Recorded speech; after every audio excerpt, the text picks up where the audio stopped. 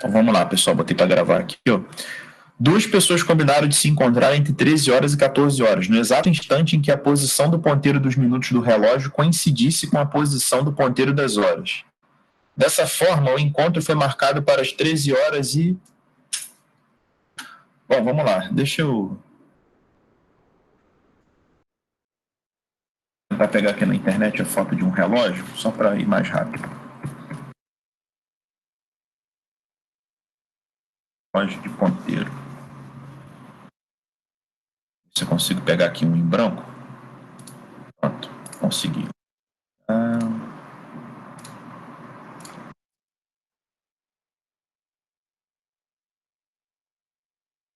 Não precisa ser tão grande.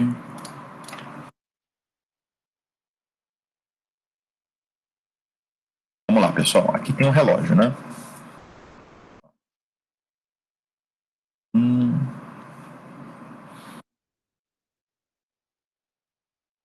Duas pessoas combinaram de se encontrar entre 1 hora e 2 horas, no exato instante em que a posição do ponteiro dos minutos, tá, do relógio coincidisse com a posição do ponteiro das horas. Bom, então, pessoal, deixa eu mostrar para vocês como é que faz essa...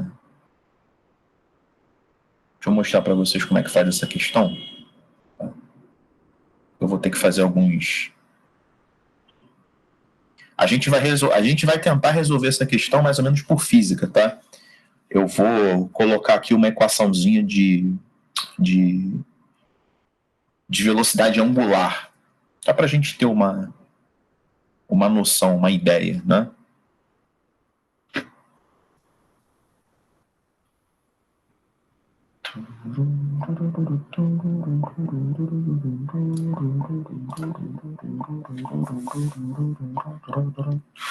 Bom, pessoal, em princípio, né, se o encontro tem que ocorrer entre 1 hora e 2 horas, o ponteiro dos minutos ele vai largar aqui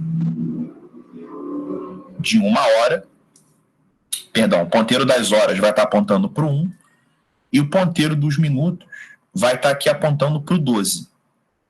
Ou seja, eu vou começar a observar esse fenômeno a partir de 1 hora da tarde, certo? Por quê? O ponteiro dos minutos, ele obrigatoriamente ele vai ultrapassar o ponteiro das horas, porque ele corre muito mais rápido, né? A velocidade do ponteiro dos minutos,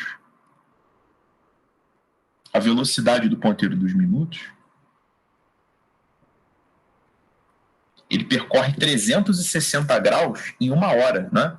É de 360 graus por hora. A velocidade do ponteiro das horas, que é o pretinho, é de 30 graus por hora. Alguém não entendeu esses valores? Pode perguntar aí, pessoal, porque mais de uma pessoa me perguntou isso aí. Ou seja, o ponteiro dos minutos, para dar uma volta completa, para andar 360 graus, ele leva 1 hora, né? E o ponteiro das horas, para andar 1 hora, para andar 30 graus, ele leva 1 hora, né? Porque para andar esse pedacinho aqui tem 30 graus. E ele leva 1 hora. Ele leva 1 hora para cumprir esse trajeto, tá certo? Bom, então vamos lá.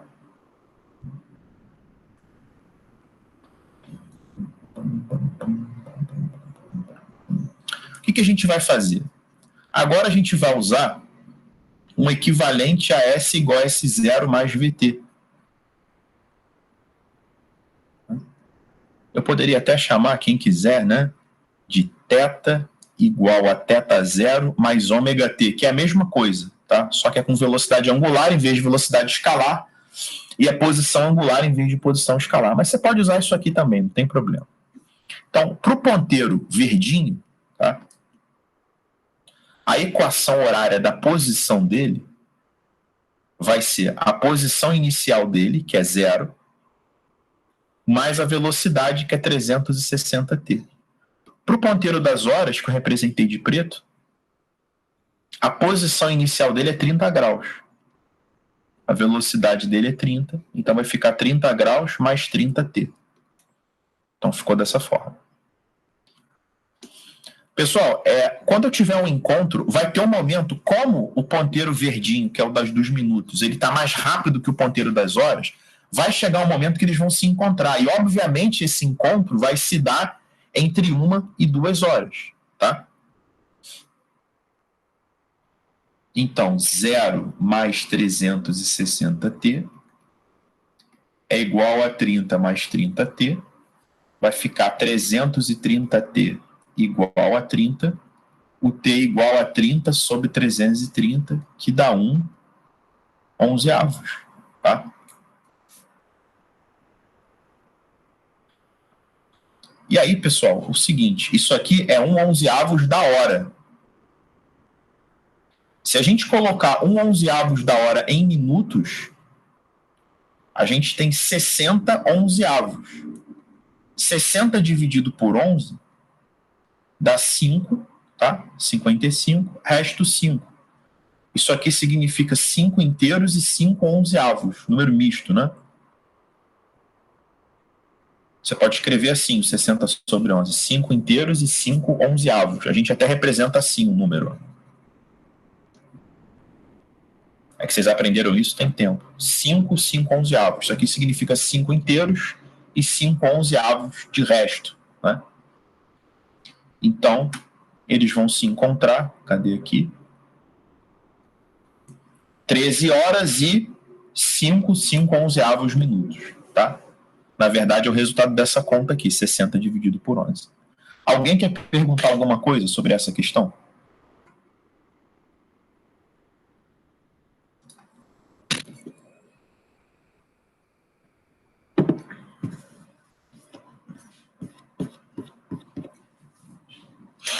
Quem me perguntou, entendeu? Entendi, sim. Tá, beleza.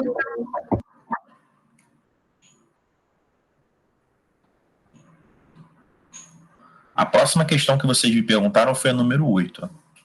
Número 8.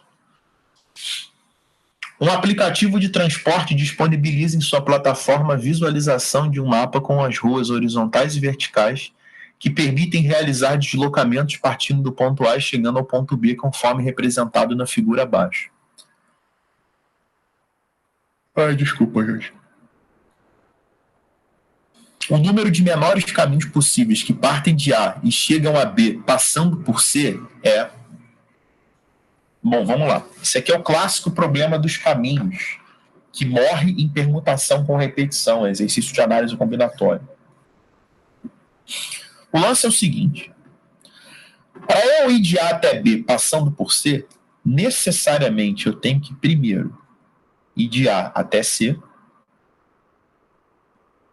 e depois de C até B. Certo? Ou seja, se eu quero ir do shopping para minha casa passando pela farmácia, eu tenho que ir primeiro até a farmácia e depois da farmácia até minha casa. Isso aí é lógica da vida real, né? Agora é o seguinte, para eu ir de A até C, certo? Fazendo assim, quando ele fala menores caminhos, pessoal, por que ele fala menores caminhos? Para eu evitar ficar andando em círculo, tá? Sobe, vai para a direita, desce, vem para a esquerda, sobe, vai para a direita. Se ele não falar menores caminhos, se ele omitisse essa palavra, a resposta é infinitos caminhos, né? Porque você pode ficar andando em círculo aí nesses quadrados. Então aqui, pessoal, obrigatoriamente, para você chegar até C, você tem que ir para cima 3 vezes. E você tem que ir para a direita 3 vezes. Não existe nenhum caminho que você não tenha que subir 3 vezes e ir para a direita 3 vezes. Ou seja, necessariamente, você vai para cima 3 vezes e vai para a direita 3 vezes. O que acontece é que você não precisa seguir exatamente essa ordem. Você não precisa ir para cima, cima, cima e direita, direita, direita. Você pode fazer como eu coloquei aí no exemplo, né?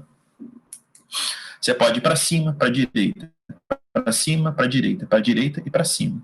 Ou seja, se você for para cima 3 vezes e para a direita 3 vezes, você vai chegar até o ponto C. Como eu posso permutar esse bando de letras, eu posso permutar 6 letras com 3 repetições do C e 3 do D.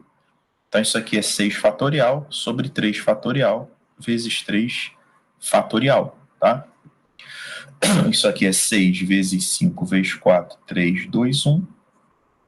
3 fatorial é 3, 2, 1, 3, 2, 1. Corta aqui, aqui dá 6. Só esse pedacinho aqui dá 20. Entendeu isso aí, Nara? Você que me perguntou a 8?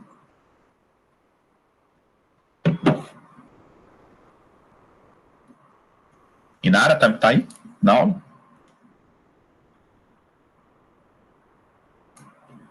Acho que ela caiu. Bom. Ela caiu.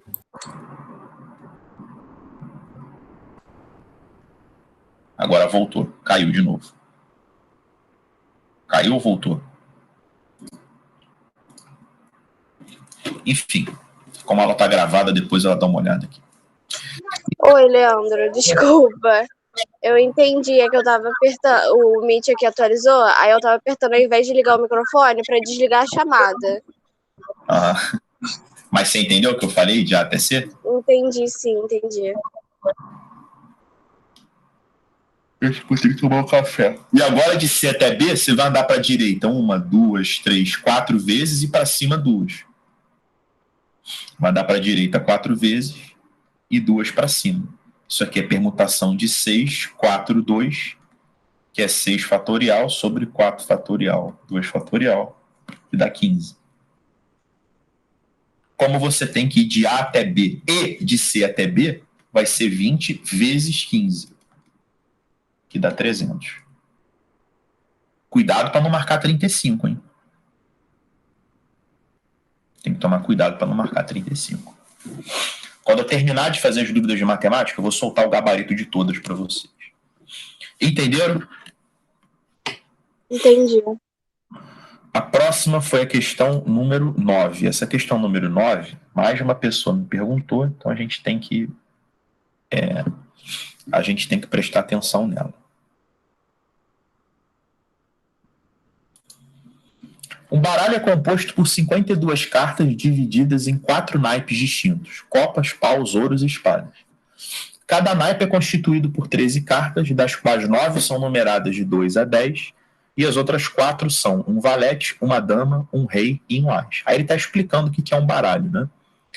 Ao serem retiradas desse baralho 2 cartas, uma a uma e sem reposição, a quantidade de sequências que se pode obter em que a primeira carta seja de ouros e a segunda não seja um as é igual a... Então vamos lá, pessoal.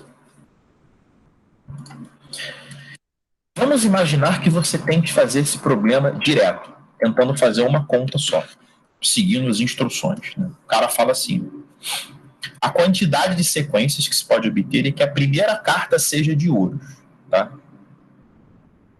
Então você fala assim: bom, eu tenho 13 cartas de ouros, né? Então, para a primeira retirada, eu tenho 13 possibilidades. Essa aqui são as cartas de ouros, tá? Que é o balãozinho. E a segunda não pode ser um as. A segunda não pode ser um as. Pessoal, como existem 4 ases, existem 48 não ases, né? Existem 48 cartas que não são as. Tá? Teoricamente, né, se você não prestasse atenção no enunciado, essa seria a resposta. 13 vezes 48, que eu nem sei se tem essa opção aí, eu acredito que não. Alguém fez dessa forma? Porque isso está errado, tá? Alguém chegou a pensar nisso aí? Quem pediu? Eu quem? Tainá. Tainá, o problema é o seguinte desse raciocínio. É assim, é um raciocínio muito lógico, tá? Faz muito sentido. Tem até a questão da UERJ que é muito parecida com essa, bem parecida mesmo. Só que ele tem um problema. O problema é que se essa primeira carta aqui for um as, tá? Porque o que acontece? Se essa primeira carta aqui for um as de ouros, tá? Aqui não dá 48. Quer ver? Ó? Olha o que acontece. Você tem 13 cartas à sua disposição aqui. Você tem aqui as 13 cartas, tá? Ele quer que a primeira seja de ouros. Se você tirar o as de ouros, tá? De primeira. Você vê aqui, ó. Eu vou fazer separado para você ver a diferença.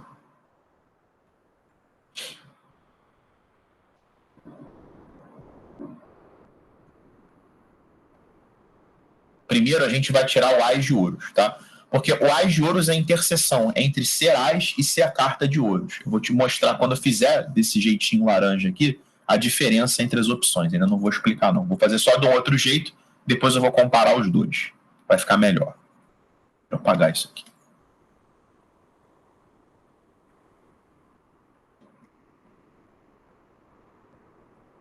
Aqui, ó.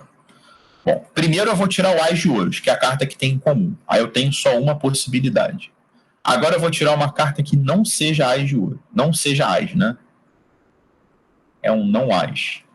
Eu tenho 48 não ases. Tá? Entendeu isso aqui que eu fiz, ô Tainá? Tirando o as de ouros primeiro? Aham, entendi. Agora, eu vou tirar uma carta que seja de ouros, tá? Exceto o as, que são 12.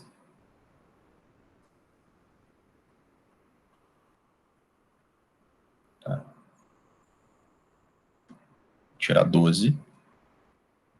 Aí, travou aqui meu negócio. E um não as.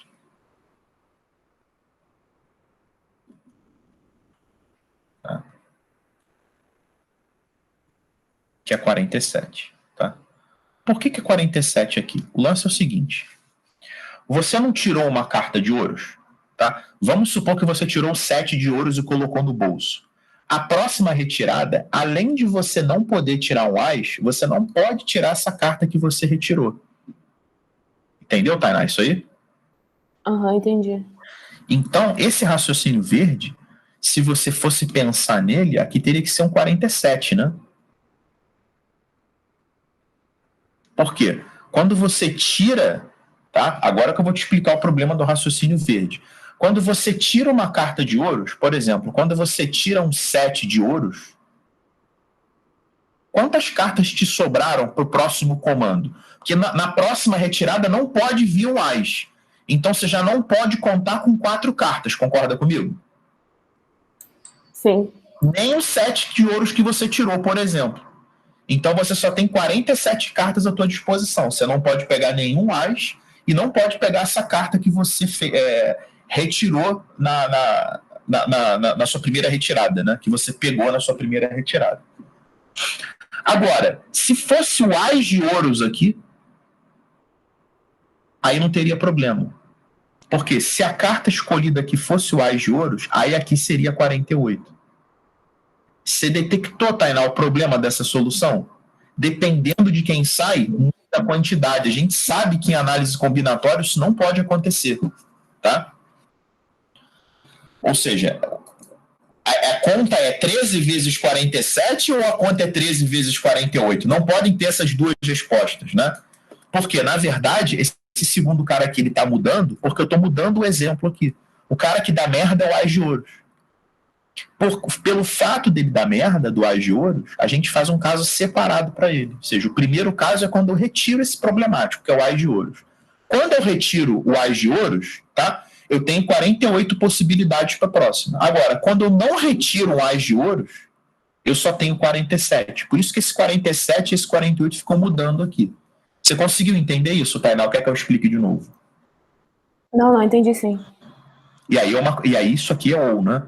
Então vai ser 48 e 12 vezes 47 dá 564, né? E a soma aqui vai dar 612. Então, esse exercício não pode fazer direto. Isso aqui de quem tentou fazer direto, tá? Não tem como. Porque ou você ia ficar na dúvida se escrevia 13 vezes 47 ou 13 vezes 48, tá bom? Não pode fazer direto quando uma escolha muda tudo. Quer ver? Vou dar outro exemplo para vocês de um exercício de análise combinatória que não pode fazer direto. O cara pergunta assim, deixa eu digitar um texto aqui. Quantos são números pares de 4 logaritmos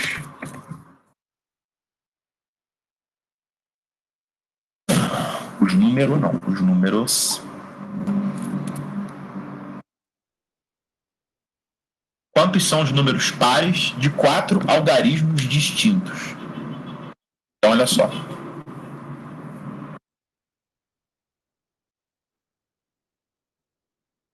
Quatro algarismos distintos. O número para ser par, gente, ele tem que terminar em algarismo par, né? 0, 2, 4, 6 e 8. 0, 2, 4, 6 e 8. Isso aqui é o cara que está tentando fazer direto. Aí eu tenho 5 possibilidades. Só que a gente vai imaginar, a gente vai supor que ele escolheu aqui o número 2 para terminar. Se ele escolheu o número 2 para terminar, vamos lá, não pode começar com 0, não é? Então aqui eu posso começar com 1, 3, 4, 5, 6, 7, 8 e 9. Beleza? Eu posso começar com esses caras aqui. Eu não posso começar nem com 0 e nem com 2 que eu já usei.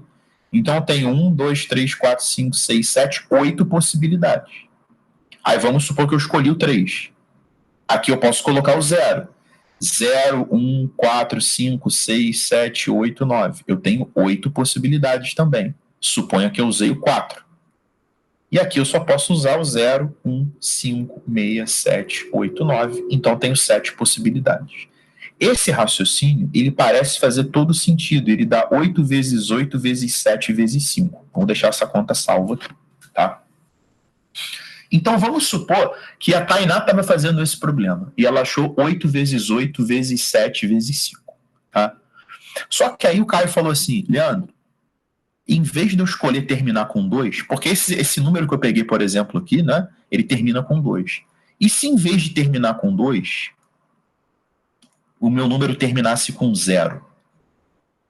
Tá? Eu continuaria tendo 5 possibilidades aqui.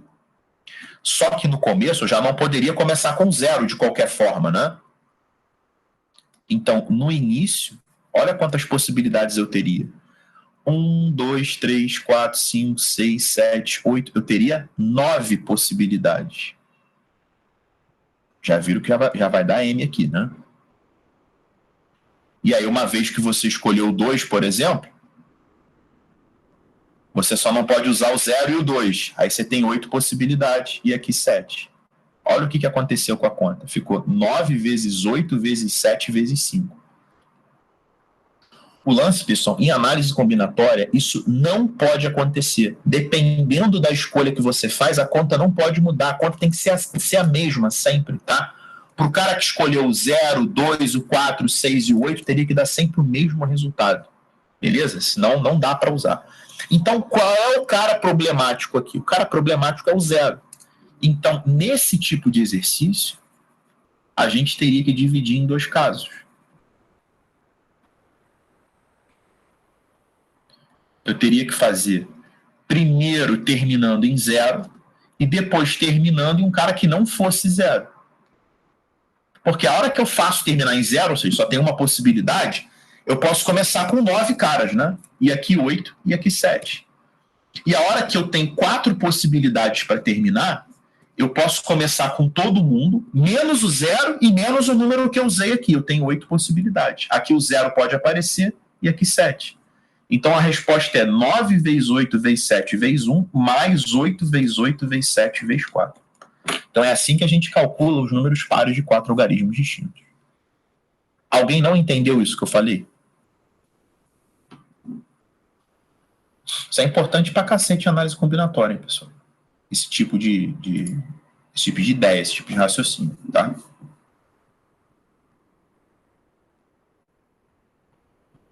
Vamos ver aqui o número 11 que me pediram. Deixa eu só pegar um pouquinho d'água aqui.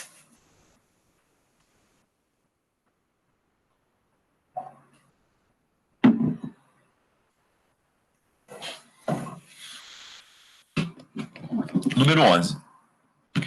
Considere o cubo ABCDEFGH representado na figura abaixo, cuja aresta mede 4 e M é o ponto médio da aresta AB. A área do triângulo MHG é... Bom, vamos lá, pessoal. Esse triângulo aqui, ele é um triângulo isósceles, né? Porque o MH, ele é igualzinho ao MG. Se eu descobrir esses caras aí, morreu. Basta eu descobrir um deles, né? E aí dá pra gente meter esse Pitágoras aqui, ó. Pã e pã. Dá pra gente fazer isso, né? Esse cara aqui eu vou chamar de X, esse cara aqui eu vou chamar de 4 e esse aqui eu vou chamar de Y. E esse Y dá pra gente calcular aqui embaixo, ó. Nesse triângulo azul, que é retângulo também, né? Porque aqui vale 2, já que o M é o ponto médio, né? E aqui vale 4. Então, Pitágoras lá embaixo vai ficar aqui y ao quadrado é 2 ao quadrado mais 4 ao quadrado. Y ao quadrado igual a 20. Eu vou guardar esse resultado porque eu vou fazer um novo Pitágoras que envolve o Y.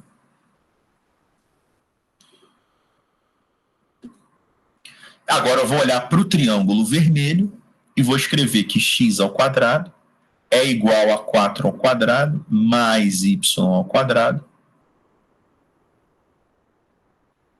X ao quadrado vai ser 16 mais 20. X ao quadrado vai ser 36. O x vai ser 6. Então eu estou com este triângulo aqui. Ó. É um triângulo isósceles, onde aqui vale 6, aqui vale 6. E aqui embaixo vale 4, tá? É esse triângulo MHG. Tá? Pessoal, por que os dois lados valem 6? Porque se você fizesse Pitágoras aqui para calcular o MH, você ia fazer rigorosamente a mesma conta. Só que está mais difícil fazer esse desenho do lado de lá, né? Está mais longe da nossa linha de visão. Como é que eu calculo a área de um triângulo desse porte aí? Eu vou mostrar duas ferramentas para vocês calcularem a área. Primeiro, a mais básica, que é base vezes altura sobre 2, né? Lembrando que no triângulo isósceles, a altura, ela também é bissetriz e ela também é mediana, ou seja, esse pedacinho vale 2. Então vai ficar, olhando para cá, 6 ao quadrado é igual a h ao quadrado mais 2 ao quadrado. 36. Pã, h ao quadrado igual a 32. O h é igual a raiz quadrada de 32, que dá 4 raiz de 2. Então, a área vai ser base vezes a altura sobre 2. A área vai dar aqui 8 raiz de 2. Letra C. Sara, entendeu essa questão aí? Você que me perguntou? Entendi, a gente já Oi? entendi, eu não tinha chegado esse triângulo que você fez. Ah, tá. Aproveitando, pessoal, esse triângulo 6, 6, 4, se por acaso os três lados fossem diferentes, não ia dar para fazer desse jeito. Aí vocês teriam que usar a fórmula de Heron. Deixa eu colocar aqui. Como é a fórmula de Heron? Raiz de P menos A, P menos B, P menos C, onde P é A mais B mais C sobre 2.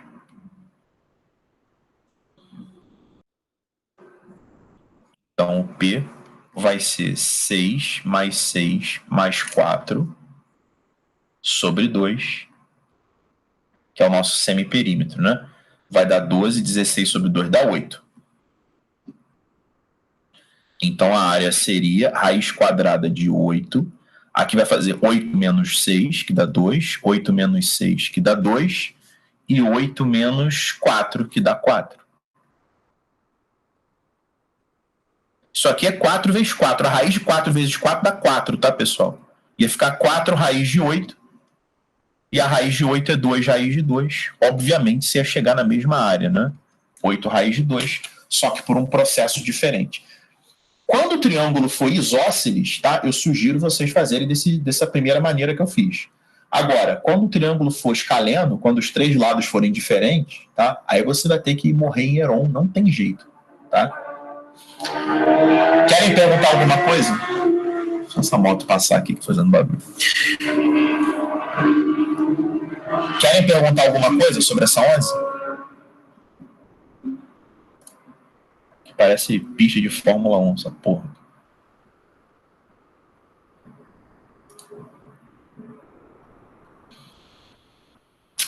A próxima que vocês pediram aqui foi a 14, tá? Número 14.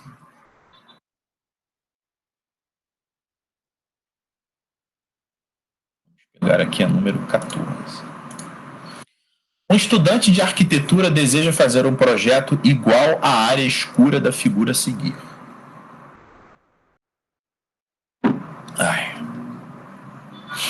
Na figura, o arco AT é igual a X e o segmento HV é perpendicular ao segmento AT. Assim, o valor de HV é... Pessoal, em primeiro lugar, se ele fala que esse arco aqui é igual a X, se ele fala que este arquinho é igual a X, eu já consigo calcular esse raio. Por quê?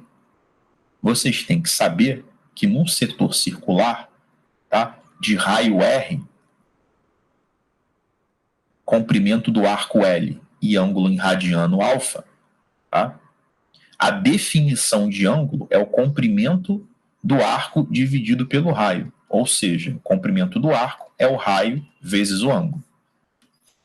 Se o comprimento do arco vale x e o ângulo também vale x, é porque o raio vale 1. Então, esse nosso raio aqui, ele vale 1, tá certo? Bom, pessoal, se o raio vale 1, agora eu vou apagar isso aqui para não poluir a minha figura. Eu vou calcular o HV em duas partes. Eu vou pensar no HV como HT mais TV. Eu vou calcular primeiro esse pedaço, já que esse ângulo aqui é reto, né? Porque toda reta tangente é perpendicular ao raio no ponto de tangência. Eu vou olhar para esse triângulo azul. Eu vou olhar para cá, ó.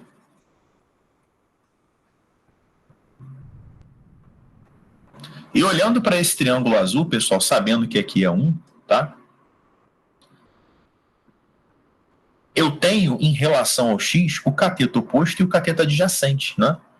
E isso é tangente, né? A tangente de x é o cateto oposto, que é HT, sobre o cateto adjacente, que é 1. Então, o HT é igual a tangente de x. Já achei o HT. Agora eu vou achar o VT, que é o TV, não é? E aí, pessoal, a gente vai precisar de uma engenhariazinha, que é o seguinte. Esse ângulo aqui que eu não conheço, ele vale y.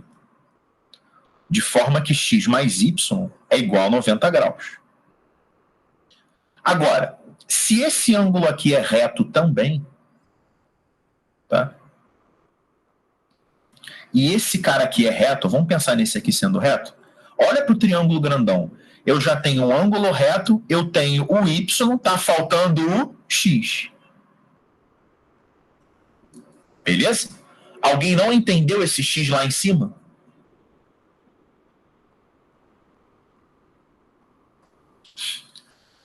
E aí, para eu calcular o TV, eu vou usar para o x, né? Ó, em relação ao x aqui, eu tenho cateto oposto e cateto adjacente, que é de novo a tangente de x, né? A tangente de x é o cateto oposto, que é 1, sobre o adjacente, que é TV. Só que vai ficar TV é igual a 1 sobre a tangente de x, que é justamente a cotangente de x. Então, esse pedaço aqui deu tangente, o outro deu cotangente. A soma dos dois é tangente mais cotangente, letra C. Alguém quer perguntar alguma coisa sobre essa questão? Alguém não entendeu o que eu fiz? Quem me perguntou entendeu, pessoal? Entendi. Leandro, você pode repetir? A questão toda? Eu entendi só a parte do alfa, mas depois eu perdi, não entendi muito. Tá, deixa eu fazer de novo. Fica com o áudio aberto comigo, Sara, para a gente ir acompanhando junto aqui. Tá. Você entendeu que o raio deu 1? Não, também. Então vamos lá. Tá vendo essa fórmula aqui, que o comprimento do arco é o raio vezes o ângulo? O comprimento do arco que ele deu não vale x? Ele fala aqui, ó. O arco AT é igual a x. Uhum. Tá vendo que o ângulo também vale x? Ah, tá. Uhum. O comprimento do arco é igual ao ângulo vezes o raio. Por isso que o raio dá 1. Ah. Então já entendemos aí que o raio dá 1. Tá? Agora vamos lá. Você concorda comigo que esse ângulo aqui é retângulo? Sim. Sim, né? Agora vamos olhar só para esse triângulo retângulo aqui de baixo. Em relação a esse ângulo x, eu tenho o cateto oposto e tenho o cateto adjacente. E a função trigonométrica que relaciona esses dois é a tangente, certo? Uhum. Então entendeu que eu escrevi que a tangente de x é ht sobre 1? Entendi. Então o ht é tangente de x, beleza? Tá. A parte do problema a gente já resolveu, já achamos o ht. Agora, deixa eu apagar isso aqui. Esse ângulo aqui, Sara, eu não conheço e eu vou chamar de y, beleza? Uhum. Você concorda comigo que x mais y é 90 graus? Uhum. E esse ângulo aqui é reto, né? Ele fala no problema. Você concorda que o x está aqui em cima? Sim, mas não dá pra falar que x é 45? Não, mas quem disse que o x é igual ao y? Ah, tá. Entendeu? O x poderia ser 60 e o y 30. Tá. Poderia ser 50 e o y 40, tá? Os dois somados dão 90. Você não pode afirmar que os dois são iguais. Tá tranquilo? Você entendeu então esse x lá em cima? Semelhança, né? Não, semelhança não. O fato dos dois somados serem 90 graus. X mais y é igual a 90. Aham, entendi. Já tem o y, já tem o 90, tá faltando o x para dar 180. Entendi. Agora eu vou olhar para esse triângulo aqui de cima, que também é retângulo, tá? Em relação a esse x que está marcado lá em cima, eu tenho o cateto oposto, que é 1, e o cateto adjacente, que é o TV. Por isso que eu escrevi que a tangente é o cateto oposto sobre o cateto adjacente. Certo? Uhum, entendi. Não era pra considerar o triângulo todo, não, né? TV mais HT. Não, porque você vai achar aos pedacinhos. Ah, tá. Tá bom? É porque se você considerar o triângulo todo, você não tem essa base aqui, ó, OH. Não tem o valor. Tá? E aí o TV vai ficar 1 sobre tangente, que é a cotangente. Tá? Por isso que a resposta é tangente mais cotangente. Entendi, tá bom. Beleza? Então, beleza.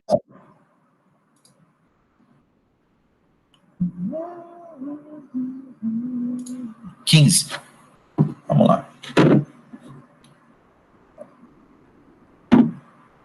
A figura indica os gráficos de uma reta R e uma senoide S de equações y igual a 5 meios e y é igual a 1 mais 3 seno de 2x, em um plano cartesiano de eixos ortogonais.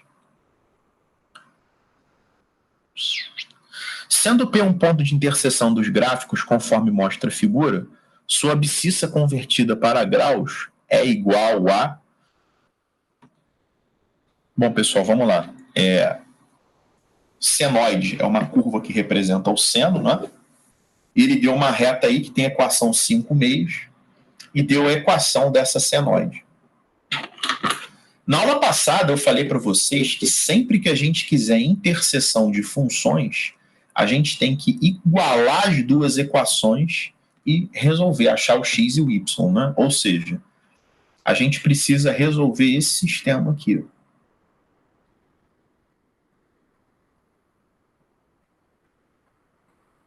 É esse sistema que precisa ser resolvido. Y é igual a 5 meios e y é igual a 1 mais 3 seno de 2x. A gente precisa resolver isso aqui.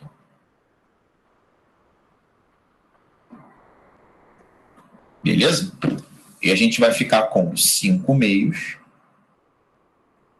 igual a 1 mais 3 seno de 2x. Eu vou tirar o MC aqui, tá? Vai ficar 5 igual a 2 mais 6 seno de 2x. Vai ficar 3 igual a 6 seno de 2x. Seno de 2x vai ser 3/6, que é 1 meio.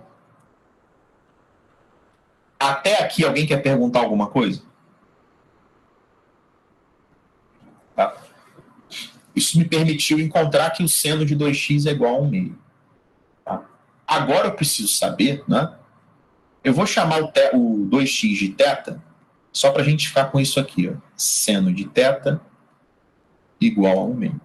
Pessoal, existem dois ângulos cujo seno é 1 meio. Deixa eu relembrar isso aqui a vocês. Tá? Vou desenhar aqui um círculo trigonométrico.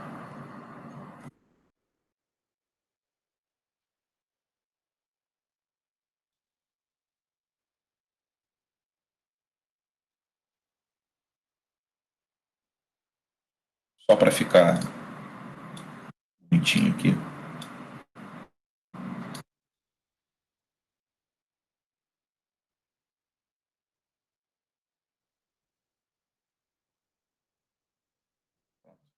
Tá alinhadinho, mas dá para... melhor do que a mão livre. Pronto. Então aqui eu fiz um círculo trigonométrico, pessoal.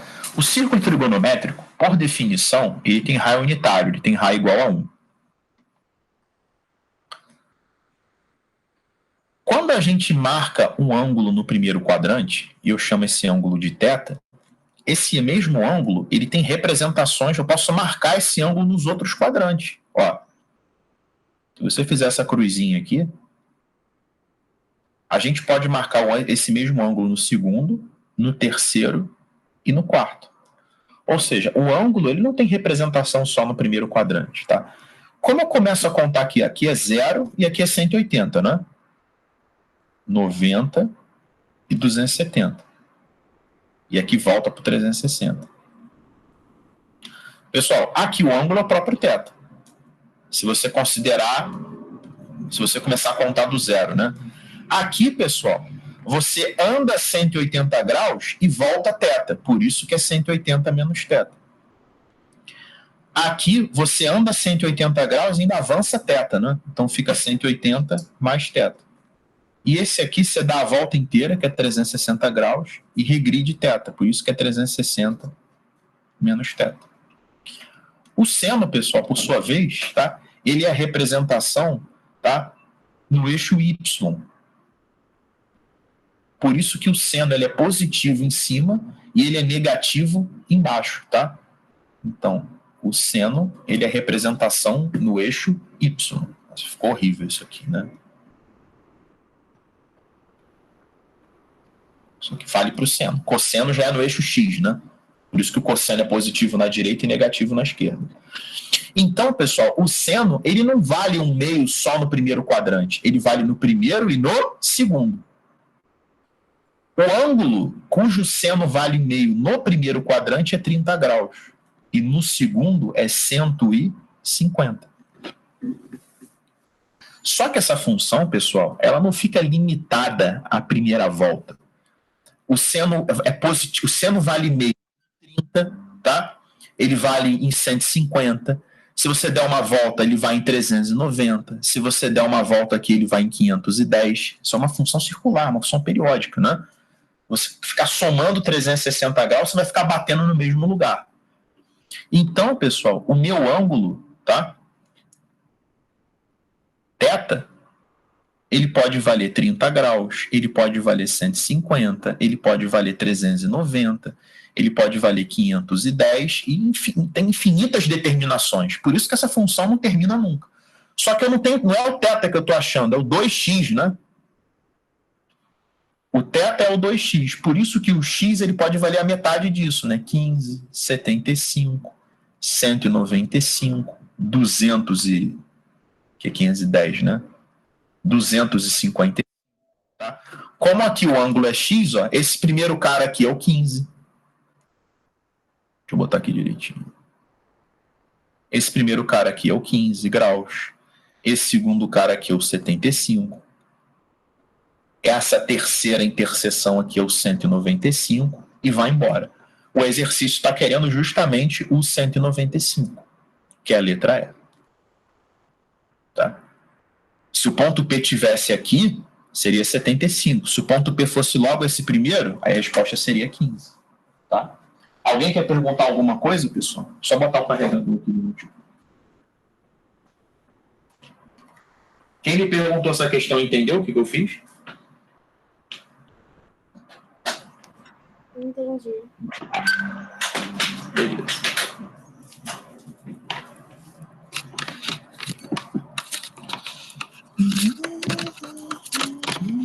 Deixa eu achar aqui.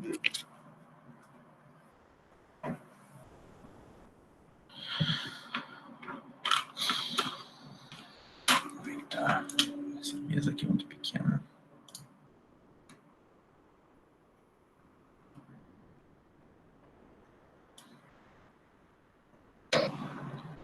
Esta mesa é minúscula.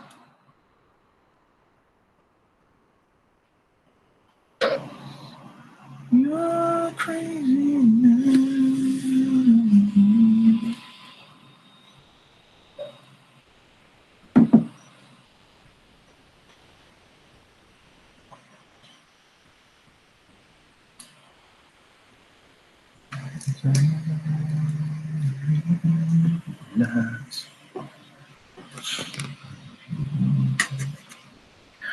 Bom, vamos para a próxima, né? Próxima dúvida de vocês foi a questão 16. 16.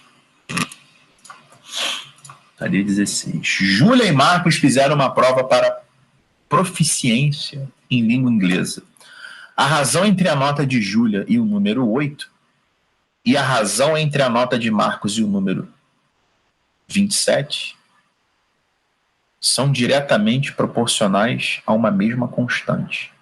Se a soma das notas de ambos é 455, afirma corretamente que a nota N1 de Júlia está no intervalo. Então vamos lá.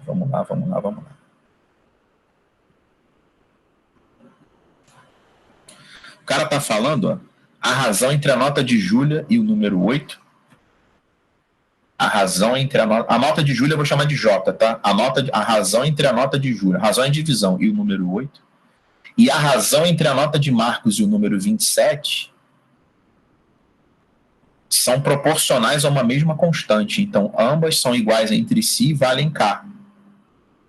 Isso significa que J está para 8, assim como M está para 27. Essa presepada da primeira frase era isso. E a soma da nota de ambos é 455. Quem me perguntou essa questão entendeu esse sistema?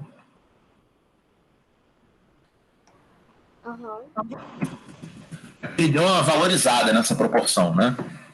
Se ele falasse assim, a nota de Júlia está para 8, assim como a de Marcos está para 27, ia ficar mais simples da gente observar isso. Só que deu uma valorizada. Pessoal, eu vou fazer de um pouco diferente aqui. Eu vou colocar que o J é 4, ele quer a nota de Júlia, né? Então eu vou isolar o M de Marcos, para não ter que fazer outra conta. Vai ser 455 menos J. Então vai ficar J sobre 8 é igual a 455 menos J sobre 27. Vai ficar 27J é igual a 455 vezes 8 menos 8J. Vai ficar 35J igual a 455 vezes 8. Eu vou dar uma simplificada por 5 aqui para ver se salva a minha vida, tá? Por 5 aqui vai dar 7J, 450 por 5, né? Vou dividir 455 aqui por 5. Vai dar 910, vai dar 91, né? Vezes 8. 7 é divisível por 91, graças a Deus, dá 13. E a nota de Júlia fica 80 com 24, 104. Então ela está entre 40 e 120. Querem perguntar alguma coisa, pessoal, sobre essa questão aí?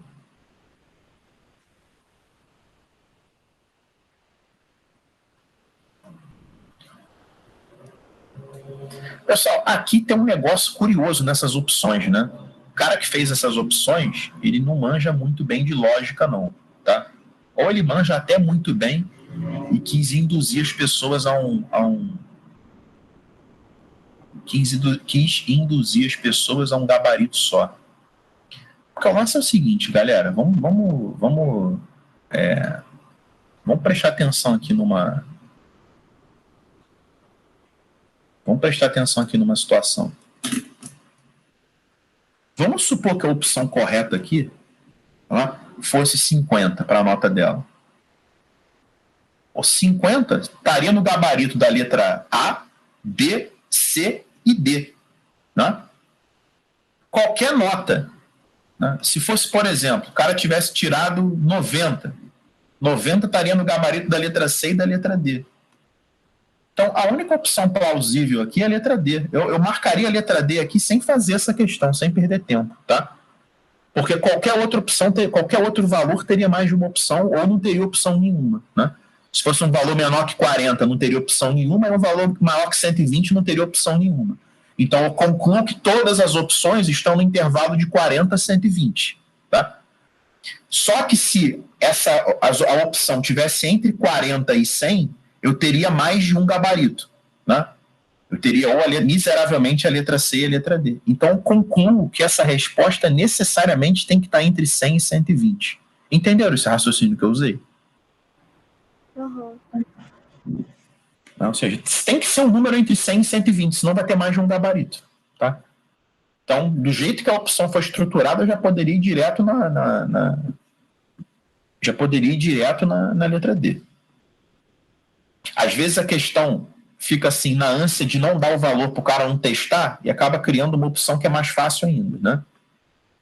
Se o cara bota 104, por exemplo, tem gente que enfia o 104 aqui na fração e tenta fazer a conta. O cara poderia perguntar a soma dos algarismos, por exemplo, né? Então, vamos lá. Vamos lá. 17. Considere uma reunião com um determinado número de pessoas de duas tribos, sendo elas denominadas A e B. Em um dado instante, 31 indivíduos da tribo A se retiraram e restaram convidados, na razão de 2 indivíduos da tribo B para cada indivíduo da tribo A.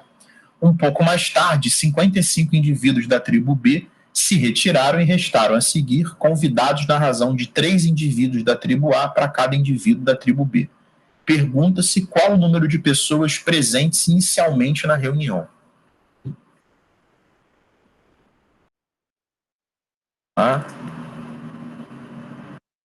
17 aqui. Considere uma reunião com determinado número de pessoas de duas tribos, sendo elas denominadas A e B.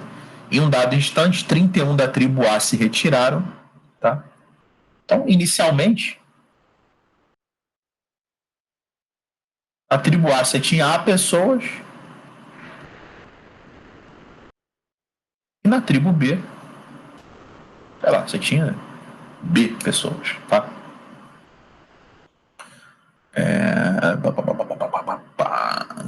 Em um dado instante, 31 indivíduos da tribo A se retiraram e restaram convidados na razão de 2 indivíduos da tribo B.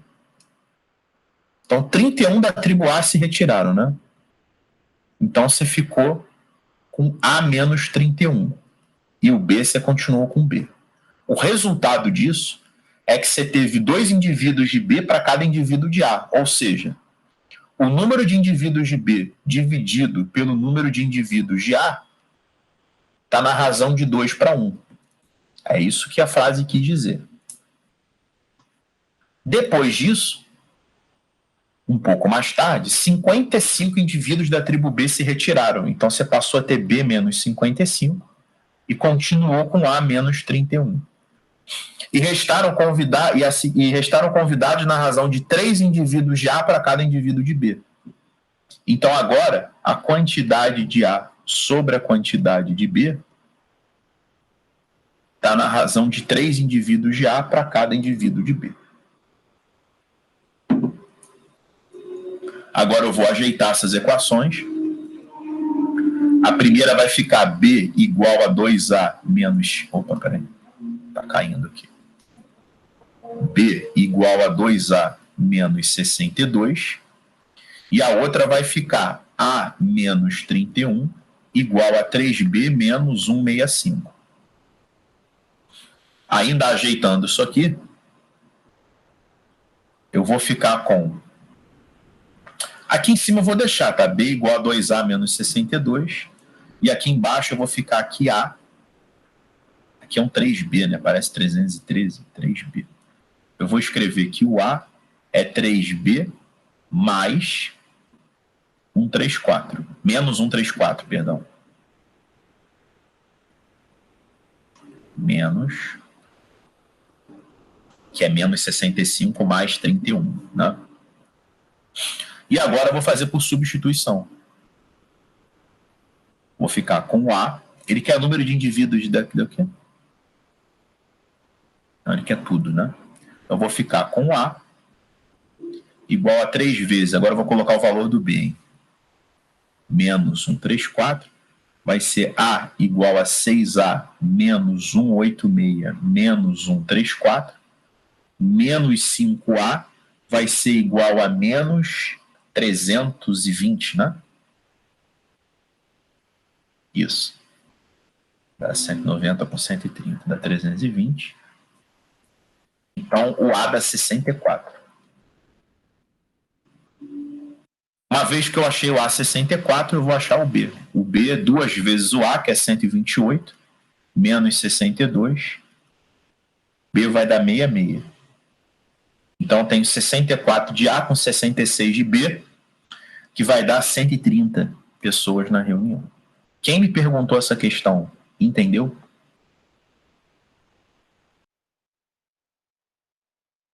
Entendi. Beleza, então beleza.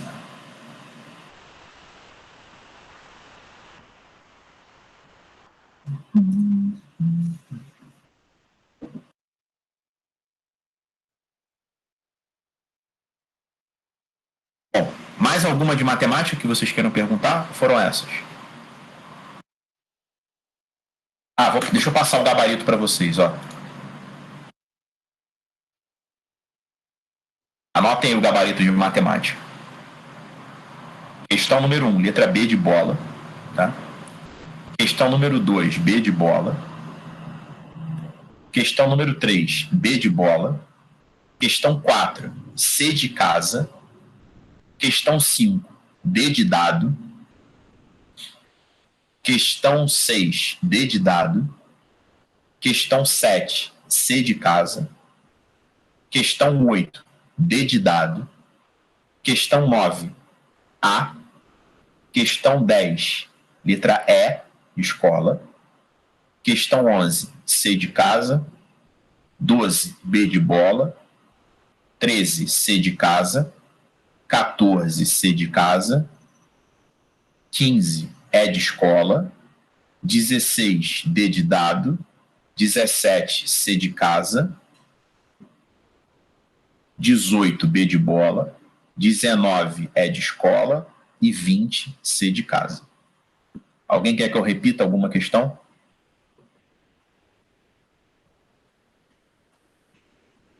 Anotem o de física agora, porque como não vai dar tempo de fazer quase nada de física, eu vou deixar para quando a gente voltar. Deixa eu passar o gabarito de física para vocês.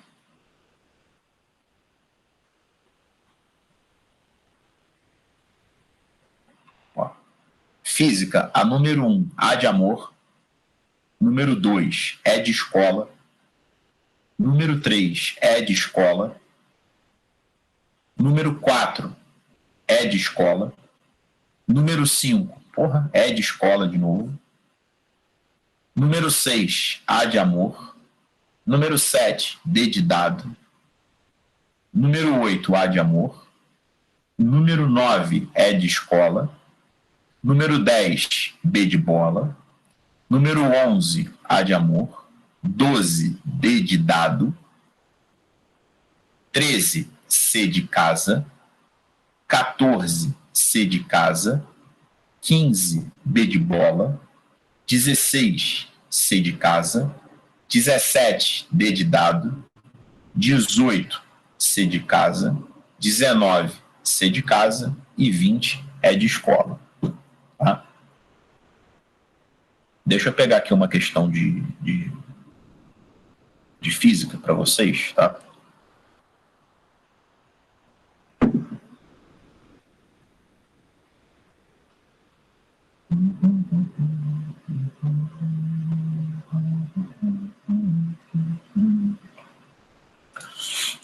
Vamos ver aqui as dúvidas de física.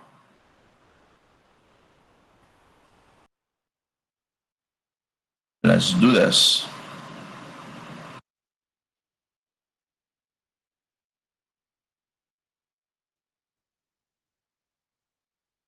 Dúvidas.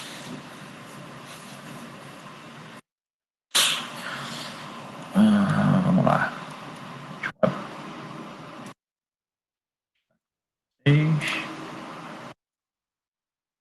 Na oficina, dia 7 de outubro.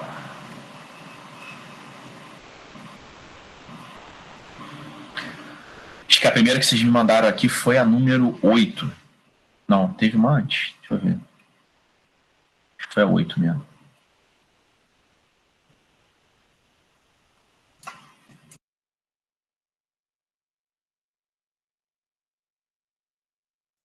O Conselho Nacional de Trânsito, CONTRAN, recentemente alterou a resolução que regulamentava o valor do nível sonoro permitido que poderia ser emitido por um veículo automotor.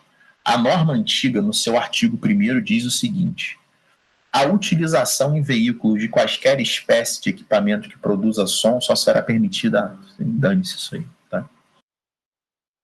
Considere o alto-falante como uma fonte pontual e isotrópica de som que emite ondas sonoras esféricas, tá? Assinale a alternativa correta que indica a potência mínima que ele deve possuir para produzir um nível sonoro de 80 decibéis a 7 metros de distância, tá? Então, ele deu limiar da audibilidade, tá? Fonte, beleza. Então, vamos lá.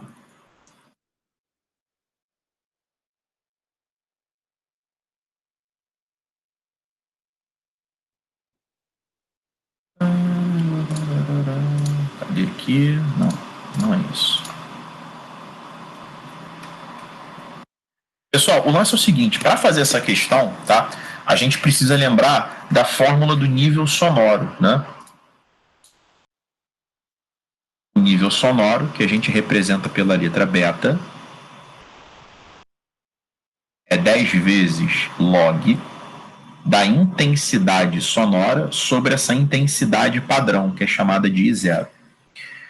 Vocês que vão fazer o Enem, o lance é o seguinte: isso cai no Enem? Cai. Normalmente, quando isso cai no Enem, ele te dá essa fórmula do nível sonoro, tá bom? Eu só acender a luz, pessoal, que ficou escuro aqui agora.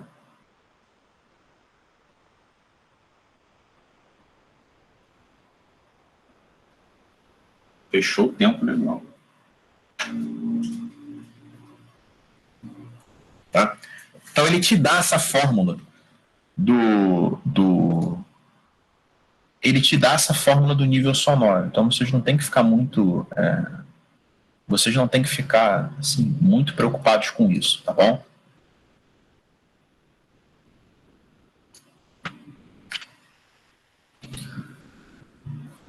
Ele fala que o nível sonoro aqui é 80, né?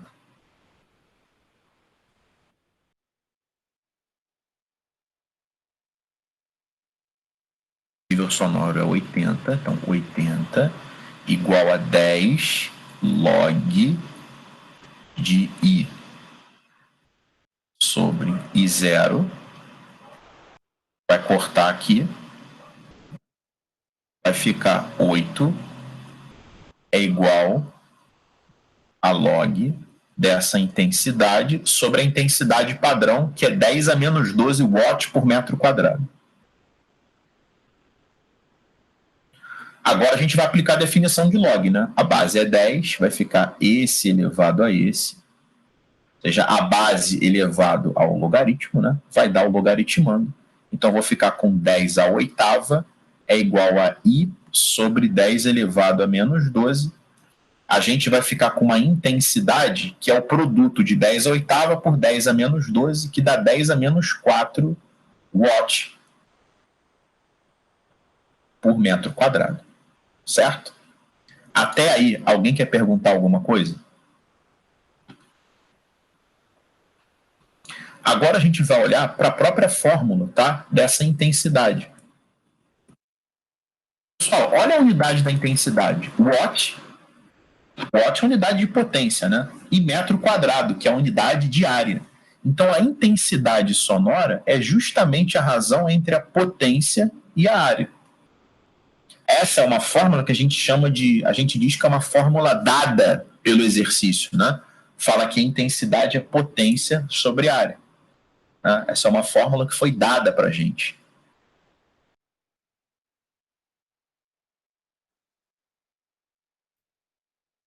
Então, a intensidade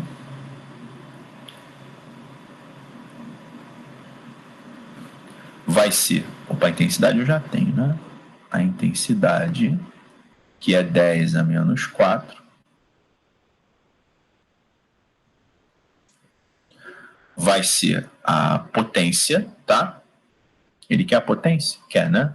Que eu não sei. Dividido pela área. Vamos ver a área aqui, ó.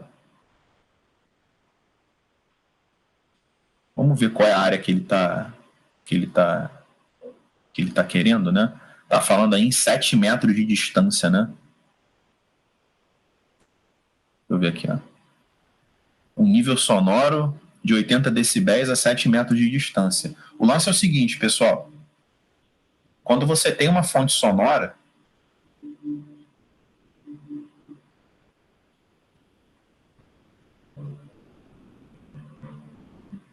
tá? A 7 metros de distância,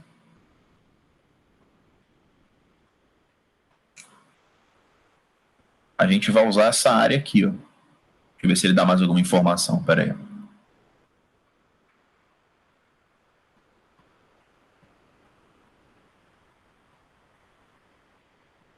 Ó, olha essa parte aqui.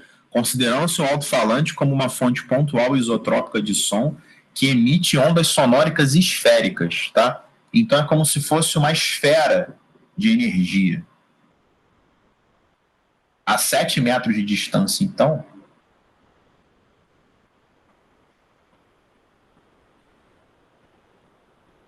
você tem como se fosse uma esfera de raio 7.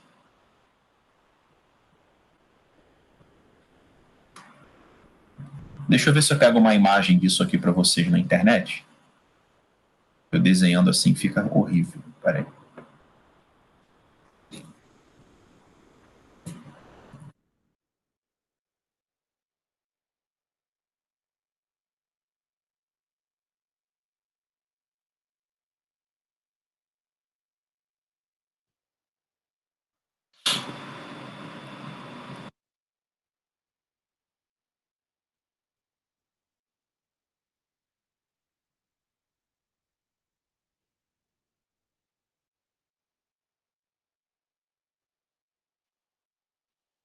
Uma imagem aqui boa, mas não é tão boa assim. Peraí.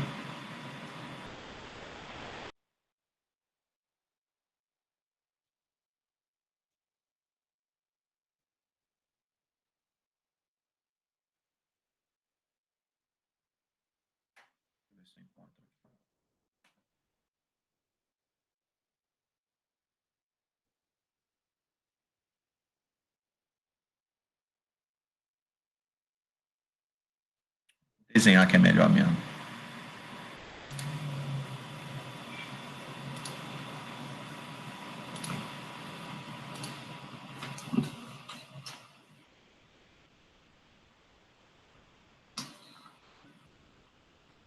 Aqui a gente tem uma fonte sonora, tá?